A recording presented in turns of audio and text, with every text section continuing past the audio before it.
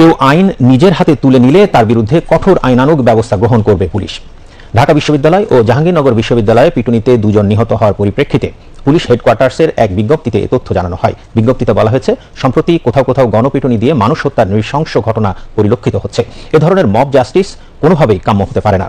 কোনো ব্যক্তি অন্যায় বা অপরাধ করলে জাতীয় জরুরি সেবা 999 অথবা নিকটস্থ থানায় যোগাযোগ করতেও বলা হয়। মব জাস্টিস বা গণপিটুনির মতো ঘটনার পুনরাবৃত্তি রোধে পুলিশ হেডকোয়ার্টার্স দেশের সকল সচেতন নাগরিকের সহযোগিতা চেয়েছে।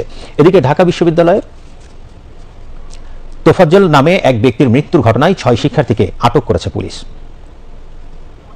এছাড়া জাহাঙ্গীরনগর বিশ্ববিদ্যালয়ের সাবেক শিক্ষার্থী শামীম মোল্লার অনাকাঙ্ক্ষিত মৃত্যুর ঘটনায় 8 শিক্ষার্থীকে সাময়িক বহিষ্কার করেছে বিশ্ববিদ্যালয় প্রশাসন।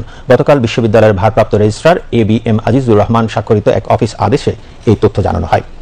এদিকে আইন উপদেষ্টা অধ্যাপক আসিফ নজরুল জানিয়েছেন, ঢাকা বিশ্ববিদ্যালয়ে যে ঘটনা ঘটেছে সেটা সবাইকে মর্মাহত করেছে। সরকার ইতিমধ্যে ব্যবস্থা গ্রহণ করেছে এবং 6 জনকে গ্রেফতার করা হয়েছে। এ ধরনের ঘটনা এড়ানোর জন্য যত রকমের পদক্ষেপ নেওয়া প্রয়োজন সব পদক্ষেপ নেবে সরকার। তিনি বলেন, বাংলাদেশে কোনো মব জাস্টিস, আইন নিজের হাতে তুলে নেওয়া, গণপিটুনি এগুলো কোনোভাবেই সহ্য করা হবে না।